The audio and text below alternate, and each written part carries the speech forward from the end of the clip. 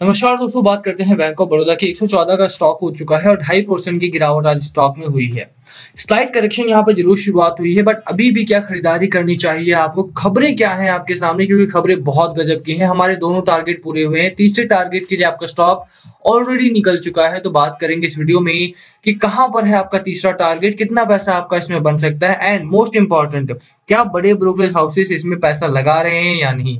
चाहे वो ICICI direct हो, मोतीलाल ओसवाल हो, उनका क्या बेट है बैंक ऑफ बड़ौदा को लेकर के?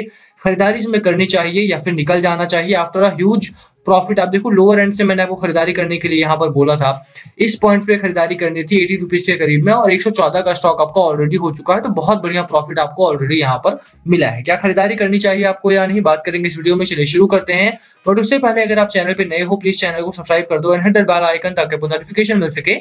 चलिए स्टार्ट करते हैं। सबसे पहले थोड़े से फंडामेंटल्स की बात करें, उससे पहले खबर की बात करते हैं कि इसकी जो ग्रोथ हो रही है, आप देखोगे 80 रुपीज से के आसपास स्टॉक आपका 114 पहुंच चुका है। अभी भी अगर आप बात करो तो बड़े ब्रोकरेज हाउसेस इस पर नजर गड़ाए बैठे हैं, खरीदारी कर रहे हैं। अच्छा वॉल्यूम है, डिलीवरी परसेंटेज काफी बढ़िया है इसमें। तो रीजन क्या है, इतनी अच्छी रैली के पीछे का कारण क्या है, उसकी बात कर लेते हैं। देखिए, सबसे पहले कल की खबर है अपने पास, shares of bank of Baroda hit an over 2 year high of rupees 117 रुपए का हाई लगाया है, 4% बढ़ा है कल के बाजार में भी। एंड ट्यूसडे को इंटरडे हाई लगाया था आपका।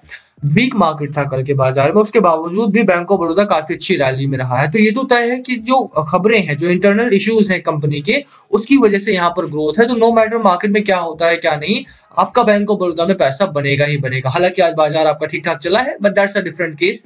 यहाँ पर आप खबर को कंटिन्यू करते हैं।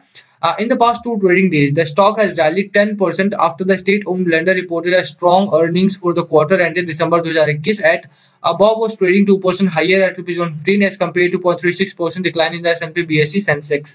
सेंसेक्स में गिरावट के बावजूद भी 2% से ज्यादा की तेजी में बैंक ऑफ बड़ौदा आपका चल रहा था। रीजन क्या है उसके पीछे? Q3 स्ट्रॉन्ग आया है काफी ज्यादा। क्वार्टरली रिजल्ट्स बहुत अच्छे टर्न अराउंड इवेंट होते हैं। मैंने आपको पहले भी बोला था कि अगर आप बैंक ऑफ बड़ौदा में खरीदारी करने वाले हो तो बिल्कुल Q3 से पहले आपको खरीदारी करनी चाहिए। एंड हाँ, स्मॉल क्वांटिटी की मैंने आपको लिए जरूर बोला था कि स्मॉल क्वांटिटी में करना है।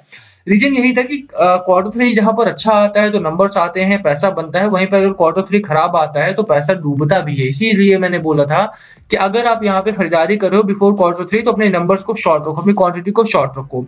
बट स्टिल Q3 नंबर्स बहुत अच्छे आए हैं, बहुत गजब के नंबर हैं, और यही कारण है कि स्टॉक में अब यहाँ से एक 2 साल का हाई लगाया है। 52 वीक हाई नहीं, यहाँ पर आप मान लो कि 104 वीक्स का हाई लगा है, 2 साल का हाई यहाँ पे स्टॉक में लगाया है। खबर को आप आगे पढ़ते हैं। इन Q3 financial 22 the lender standalone profit after tax double 2197 का इनका प्रॉफिट आया है ईयर ऑन ईयर में। The lender had posted a net profit of 1061 crore in the same quarter a year ago. एक साल पहले का अगर आप इसका नंबर देखते हैं तो 1061 करोड़ के आसपास का इनका प्रॉफिट था, और वहां से बढ़ करके 2197 करोड़ के आसपास तक का नेट प्रॉफिट इन्होंने अनाउंस करा है दिस ईयर। तो एक बात तो यहाँ पर तय हो जाती है कि स्टॉक अभी भी एक स्ट्रॉन्ग जोन में बना हुआ है। कंपनी एक स्ट्रॉन्ग जोन में बनी हुई है। पहले 1000 करोड़ का यहाँ पे फंड रेज करती है कंपनी। सेकंड इवेंट आता है कि यहाँ पर बैंक निफ्टी में शामिल हो रहा है। थर्ड इवेंट आता है Q3 बहुत गजब के नंबर्स के साथ अनाउंस होता है। एंड इतने सारे इवेंट के बावजूद भी अगर स्टॉक आपका पैसा ना बनाए तो फिर क्या फायदा, है ना? ये बात आपको समझ के चलना पड़ेगा। खबर आप आगे पढ़ो, यहाँ पर बहुत सारी चीज और भी है। नेट इंटरेस्ट इनकम आपका, the difference between net interest earn and interest expanded जो दिया है इन्होंने, जब 14% बढ़ा है इनका, 8552 करोड़ के आसपास तक पहुंच गया है। Asset quality of the bank improved both sequentially and on a year-on-year basis with gross NPA at rupees 7.25% के आसपास का ग्रॉस एनपीए है इनका। नेट एनपीए इनका 2.25% के आसपास का है। आप अभी यहाँ पर नंबर्स में देख सकते हो। देखो यहाँ पे नीचे आते हो आप, यहाँ पर एनपीए में गिरावट हुई है 7.25% के आसपास की, 2.25% का नेट एनपीए इनके पास है। तो क्वार्टर ऑन क्वार्टर भी नेट एनपीए में गिरावट हो रही है, ग्रॉस एनपीए जो आपका है उसमें भी गिरावट हो रही है। तो कहीं ना कहीं आपको मान के चलना पड़ेगा कि कंपनी या बैंक ऑफ बड़ौदा जैसी कंपनी जो है, जो पीएसयू बैंक्स कहे जाने वाली कंपनीज हैं, और उनका इनकी बहुत ज्यादा इज्जत नहीं होती थी। अगर आपको मैं सही बताऊं तो पीएसयू में कोई खास पैसा इन्वेस्ट नहीं करता, बट स्टिल इस समय पे अगर आप बात करो तो bank of Baroda, Canara bank हो गया, सेल हो गया, नालको हो गया, इन कंपनीज को बड़े सुपरस्टार इन्वेस्टर ढूंढ रहे हैं पैसा लगाने के लिए। And most of the PSUs में इस समय अगर आप बात करो तो डॉली खन्ना मैम ने, विवेक साहब ने, या राकेश झुंझुनवाला साहब ने, विजय केडिया साहब ने काफी पैसा यहाँ पर इन्वेस्ट किया हुआ है। एंड टू बी फ्रैंक, मुझे लगता है कि ये जो आपका ये डेकेड है ना, ये पीएसयू का होने वाला है। तो बिल्कुल आपको इन स्टॉक्स में खरीदारी करके चलना चाहिए। कहां पर खरीदारी करनी है भैया? देखो मेरा सीधा सिंपल था, 108 के आसपास का आपका दूसरा टारगेट पूरा हुआ, 108 106 अभी थर्ड टारगेट जो है आपका वो दैट इज अराउंड 130 रुपीज के आसपास का है, और अभी भी अगर आपने खरीदारी नहीं की तो मेरी राय रहेगी कि आप खरीदारी इसमें करके चलो। दो चीजों को ध्यान में रखना है। सबसे पहली चीज, मैकडी आपका स्ट्रांगली बुल रन में है, बहुत अच्छा साइन है, बाय सिग्नल है। हिस्टोग्राम आपके अपर साइड बन रहे हैं, हिस्टोरिकल मोमेंटम है आपका, एक स्ट्रांग बुल रन में स्टॉक आपका बना हुआ है। अब प्रॉब्लम कहां पर है? प्रॉब्लम ये है कि स्टॉक ने आपका ब्रेकआउट पैटर्न बनाया है, ऑलरेडी बॉलिंजर से लग चुका है। आप अगर ये 69 पॉइंट्स का आपका आरएसआई पॉइंट है, बहुत अच्छी बात है। 69 पॉइंट, 70 पॉइंट, 75 पॉइंट तक भी कोई दिक्कत नहीं है, बट ये धीरे धीरे करके ओवरबॉट जोन में जा रहा है, तो आपको थोड़ा बहुत करेक्शन की उम्मीद आपको यहाँ पर करनी चाहिए, जो आज आया भी। आपको मानना पड़ेगा कि आज जो करेक्शन आया है दैट्स बिकॉज ओवरबॉट जोन में एंटर आपका हो चुका है स्टॉक आपका।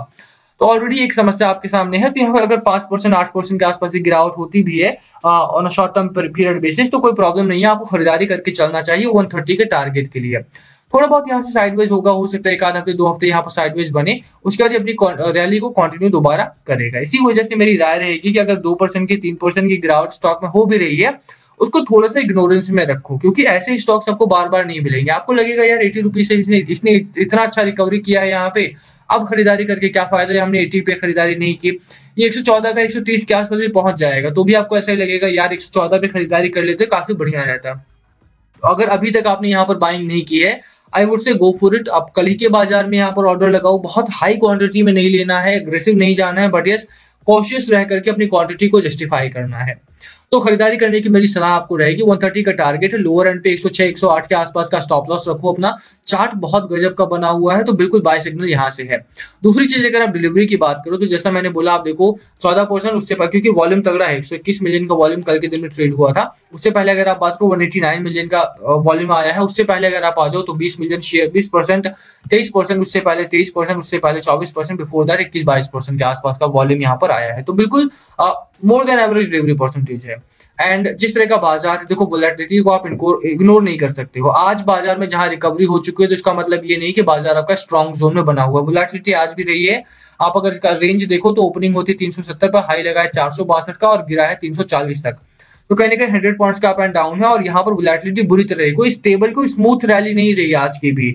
तो आपको ये तो मान के चलना पड़ेगा कि एफआईआई जो बिकवाली करने उतरे हैं वो अभी भी बिकवाली कर रहे हैं, एंड अनटिल और अनलेस वो अपना बायरिंग में चेंज होते हैं, तब तक के लिए मार्केट में वो जो डर है वो रहेगा ही रहेगा।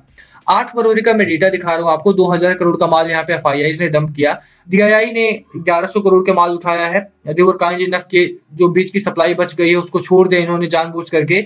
इससे अगर एक दिन पहले का आपको डेटा दिखाऊं मैं 7 फरवरी के आसपास का, तो आपको देखना पड़ेगा कि डीआईआई ने एफआईआई से ज्यादा का यहाँ पर माल बेचा है। तो कहीं ना कहीं आपको मान के चलना पड़ेगा कि DII are the big time manipulator and you can not believe on them. तो ये तय हो जाता है कि आपको अच्छे स्टॉक्स में निवेश करना है, आपको मार्केट के ऊपर ज्यादा भरोसा नहीं करना, आपको कंपनी के ऊपर भरोसा करना है। बैंक ऑफ बड़ौदा में रैली है बिकॉज की Q3 नंबर्स अच्छे आए हैं।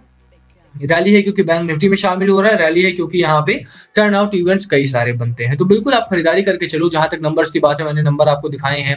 अभी की अगर आप बात करो, कंपनी के नंबर्स काफी बढ़िया है। और जहां तक मेरी राय है कि यार किस तरह से आपको हैंडल करना है इसके नंबर्स को, आप देखो कि इस कंपनी ने एक महीने में 31% के आसपास का रिटर्न आपको ऑलरेडी दिया है, एंड एक साल का रिटर्न इनका काफी अच्छा नहीं रहा है। तो अंडर वैल्यूड कंपनी है, और जब बाजार गिरावट में है तो बिल्कुल आपको अंडर वैल्यूड कंपनीज के लिए ही जाना चाहिए। खरीदारी करने की मेरी सलाह रहेगी। बाकी last call must be yours. क्या है आपकी स्ट्रैटेजी स्टॉक को लेकर के, प्लीज कमेंट करके शेयर करना। वीडियो को यहीं खत्म करते हैं। पसंद आए तो लाइक करना, चैनल पर नए हो तो सब्सक्राइब किए बिना मत जाना। Thank you for watching and please